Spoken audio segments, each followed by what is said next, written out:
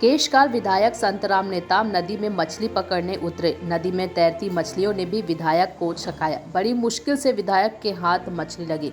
ये और कोई नहीं, केशकाल विधायक एवं बस्तर विकास प्राधिकरण के उपाध्यक्ष संतराम नेताम है, जो अक्सर आम जनता के साथ सामान्य ग्रामीण बनकर लुत्फ उठाते हैं। क्षेत्र के दौरे पर निकले विधायक संतराम नेताम आज ग्रामीणों को मछली पकड़ते देख स्वयं उनके साथ शामिल हो गए और काफी देर तक मेहनत करने के बाद मछली पकड़ने में कामयाब भी हुए।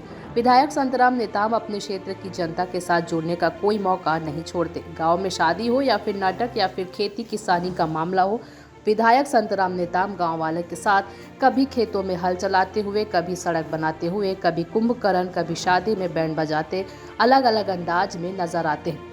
केशकाल से रामकुमार भारद्वाज की रिपोर्ट।